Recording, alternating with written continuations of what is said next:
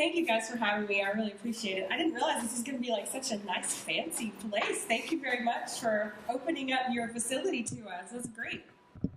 And I saw in the invitation, I imagine that Mike put the great Sherry Voluntary, so your check's in the mail, right? I'm not that great, okay?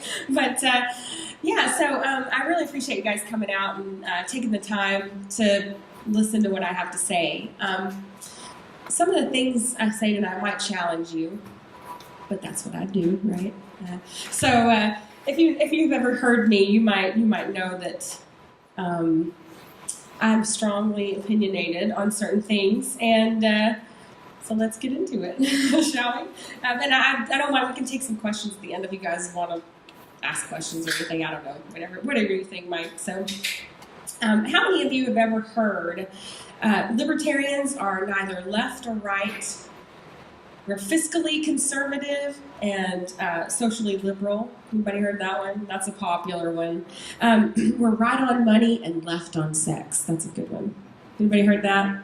Yeah. So Democrats like weed, Republicans like guns, and libertarians like weed and guns. You ever heard that one? That was new to me too. I really like that one. I think that's great.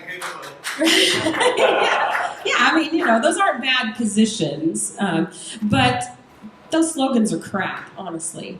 And I'm going to tell you why they're crap. When we set ourselves up, libertarianism, as the center, then we're letting the other guys define who we are. And that's not who we are. We're not the center, okay? So progressivism is defined by, they always have to have everything changing in society. Whether it's working or not doesn't really matter, because that's the crusade. It's to change society to the utopian just society. Conservatism is to conserve the system that we already have, whether it's really working for everybody or not, whether it's really fair. It's to conserve those values in that system. Libertarianism is a totally different animal, y'all, okay? We are grounded in a finite principle. We are grounded, if you take the Rothbardian definition of libertarian, which I will, it's that property rights, complete property rights, and the first one being that you own yourself completely. Everything else stems from that. And then also the consistent application of the non-aggression principle overall. So those two things anchor us. We're not moving around with the center. If we're the center, then we would constantly be in flux, like the Democrats and Republicans, because they're issues-based. I mean, look at in your own lifetimes. I mean, some of you are younger than me, some of you are probably a little older than me, but in my own lifetime, I've been around 41 years, the Republican Party is completely different than it was when I was younger. The Democratic Party is a lot different than it was when I was younger.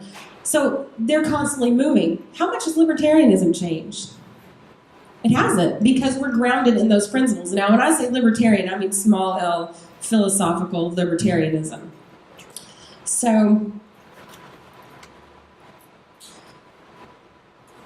those things, the non-aggression principle and property rights, they are the starting points. They're not the end. Like, that's where we start from. And your personal values may be conservative or liberal, if you see it that way, or a mix of whatever. But libertarianism is a social theory. It's how do we interact with each other? How do I understand my own place in society? And how do I understand the rights of others in society? And how do we make that work?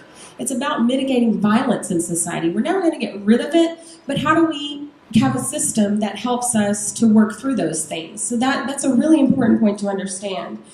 And that seems basic enough. Like, it seems, pretty easy to understand, but then politics gets involved.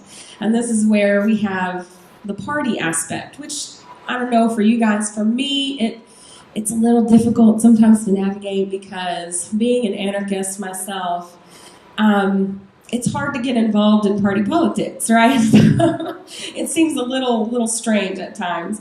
But I think what I see and what I don't like a lot of times is people putting more being more concerned with votes than with principles. Because I understand this is a political party, and that it's okay if you get elected, if whatever. It might happen. It happens sometimes. But if you do that by abandoning your principles, is that really a win? I don't think it is. So tonight, what the meat of what I really want to talk about, I told you all that to tell you this, is that I want to encourage us all to be unapologetic libertarians. I don't want us to apologize for our positions. So I think it's tempting to back away and soften the positions in order to get votes because we are in this political party that bears the name of a philosophy. I think it's important for everyone to understand that the Libertarian Party does not represent the libertarian philosophy all the time. I would love it to, but it doesn't. There's a wide and varied group of people that belong to the Libertarian Party. Many of them don't even know there's a philosophy. Not all, but a lot of them don't even know that. So I think that speaking hard truths is important to people, and I think that buys us a certain credibility that you can't buy with money. You can't do, how many even dyed-in-the-wool Republicans, dyed-in-the-wool Democrats, how many of them really think their parties are that credible? I don't know about you guys, but a lot of people I talk to, even in those positions, go, yeah, no, all the politicians are crap. They're all, but they're like bought into this, my team, we got to vote for this guy because we don't want the other guy. They live on that fear tidal wave that carries them all over the place. But I think if you think about people like Harry Brown or Ron Paul even, this is one you guys might not like, Arvin Vora. When you speak those truths, you're gonna piss people off, and I think we have to stop being afraid of pissing people off. I'm not saying go out and, walk around like, I'm gonna piss somebody off today. I'm gonna get blocked by 5 people on Facebook. I'm not saying do that. I'm just saying speak the truth. Know your audience, like we were just talking about, but don't sell out who you really are for political expediency, because it's not worth it. I think we should also, I remembered you guys had that, we were talking about too, the guy at the last meeting that I think you pissed off pretty well. So some people are just going to be angry at you no matter what. So anyways, I think we have to refuse to give the moral high ground to people who think that violence and coercion is the best way to enact their good ideas.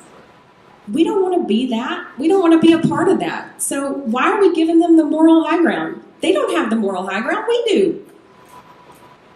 Simple. I think there's also a sense of relief that comes when you just decide to speak, spit the truth, as they say in the rap game. I'm going to spit the truth regardless of where the chips fall. I'm just going to let it happen because I can't be anybody other than who I am. And if I'm pretending to be, Democrat light or Republican light, and because I want them to vote for me and I want to get people into my party, why the hell would they ever leave their own? I mean, do you guys, are you really drawn to people who are in the center of anything? Generally not. I mean, sometimes people, their character, their charisma can be interesting, but I don't know, generally I find that people really are drawn to the most might not necessarily always tell them the thing they want to hear, but they inspire that change from within. And I'm not telling you people how to talk to anybody or any of that, but just consider that you represent libertarianism in the philosophy as well as the party to everybody that you run into and you tell them you're a libertarian. And so they only know who we are based on knowing you or knowing our candidates. And this is why I'm not a fan of Gary Johnson. And it's not personal against him. I think he's a really lovely man. But I think the party has, for a long time, wanted to put up any candidate willing to run or who's libertarian enough.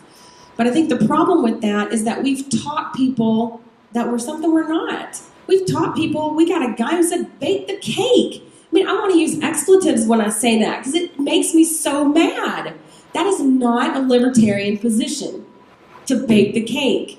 So, I think that we have to remember we're always teaching people with what we're saying. Always. And so, maybe this will inspire you to learn the philosophy a little better. And I'm not saying I'm an expert in it. I'm not, okay? And there are plenty of things that we can argue on that are good arguments and are valid. But in my opinion, there are some things that you can't. Property rights is one. Non-aggression principle, another. Anti-war is one. And also in the Fed. Those are things that we cannot budge on. And principles are principles because they're immovable. And, if we're always waffling on it or making excuses for political expediency, that's not a principle. That's a good idea, something that you can think is a good idea. I think of George Bush when he said, we have to end free market principles in order to save the free market. Like, that's, what? Really? Not that we really have that free of a market anyways, but that's just, it's an indication of how he views government as actually superior to individuals living their lives and figuring out how things should work. We don't need the government to come in and save us. So, I don't know if you guys are familiar with Michael Malice. He's an anarcho-capitalist talk show guy, writer. He says, you can't spend yourself rich and you can't vote yourself free. And I know that sounds sort of crazy to say at a political party meeting. And but it's very true. You can't do that. And I think that I've had that argument many, many times, especially with my co-hosts on the radio, that, we're a political party and that's what we do. That's what we need to do. I've actually had someone say to me that all you need to do to be a libertarian is vote libertarian. I guess technically, I don't know. Like, that's not the kind of party I want to build. I just don't want the numbers. I don't look at the general public, and this is another thing I've heard from party leadership. Most people are too stupid to understand it, so we just have to get them to vote for us. We just have to get them to like us. I think that's not only dishonest, it's really, really, really looks down on average people. And I used to be one of those people. I mean, I grew up, I was a neocon, y'all. I mean, like, I was gung-ho, almost went in the Marine Corps. Like, I was really all about waving that flag. And, it took me some time to understand things. And I think that kind of attitude, you might as well be a Democrat or a Republican or whatever else if you think that way, because that's the way the state looks at people. They're numbers. They're just there to meet our ends. They're the tax farm. They don't really matter. And that's not what I'm about. And I don't think any of you guys are about that either. So I think those are really good things to watch out for in our thinking. I don't think, I truly believe that politics is downstream of culture. And so what we need is not more politics. What we need is to educate people. And if an actual principled libertarian gets elected, more power to them. God bless them trying to stay principled in that situation. It can be tough. But I think those platforms that you have when you run for office should really be viewed, in my opinion, as a way to educate people, a way to change the rhetoric, a way to get our ideas out there in front of people. Because, a lot of people walk around and talk about freedom. I just read somebody today, I believe in the Second Amendment, but there aren't any caveats on that. There's not any caveats on my right to protect myself as an individual. There aren't any caveats to don't hurt people and don't take their stuff. Politics makes us try to find a seat at the table to negotiate. And I don't know, I don't want to sit at the table and be a part of a negotiation of less violence on people. I'd rather just go for no violence against people, no coercion against people. I understand, there maybe is an argument to be had for incremental change. Like I said, God bless you if you want to get involved in that and do a job that's going to be tough. It's going to be tough to stay principled and be elected. I guess it can be done. I hope so. And I think good people have their hearts in the right places a lot of times. I don't think anybody goes to Washington initially to be part of the old boys club or whatever. I think everybody goes to Washington to change Washington. How naive you are. Right. I think most people. Tim Burchett is going to be an old boy. He's already been in politics. I'm talking about the young, fresh guy who says, "Damn it, I just want to change some things." They go up there, and then Washington changes them. He wants to change the portfolio balance. Is what he wants to change. Yeah.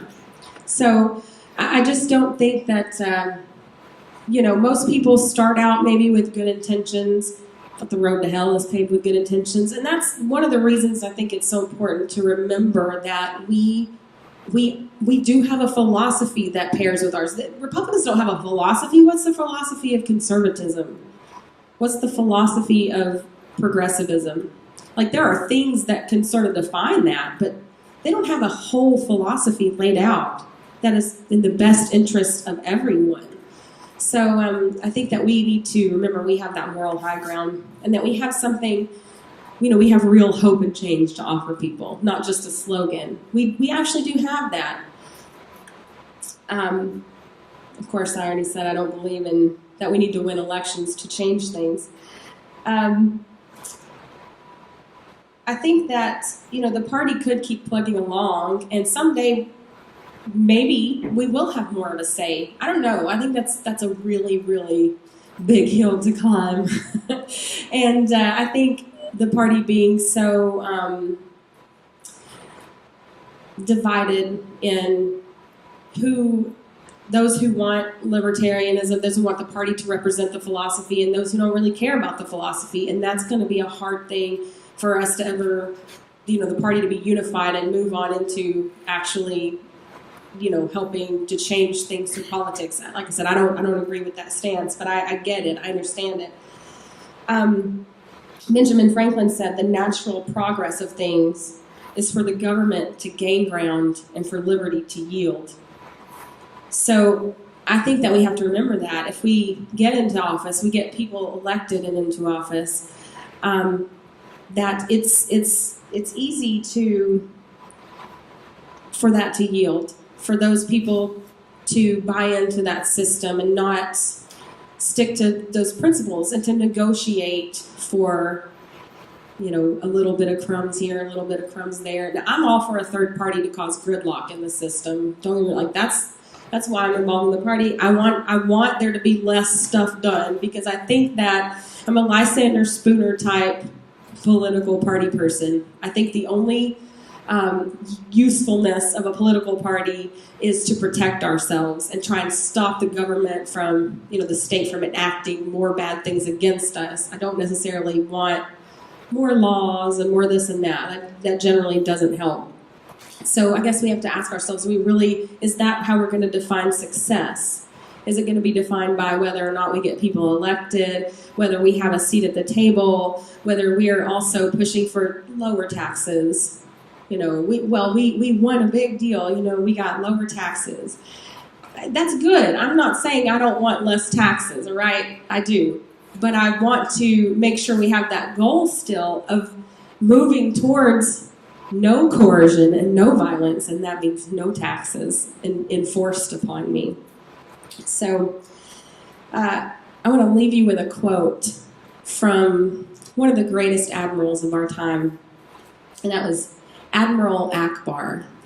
It's a trap. Okay, it's a trap. The politics is a trap, you guys, and so I think we have to be smart and understand it. Like, I understand the arguments for playing the game. I get that. I'm not going to say you're necessarily wrong in that. I just want us to remember that the system is a trap. It's set up to keep people in their place. It's set up to keep the state very strong and in your life.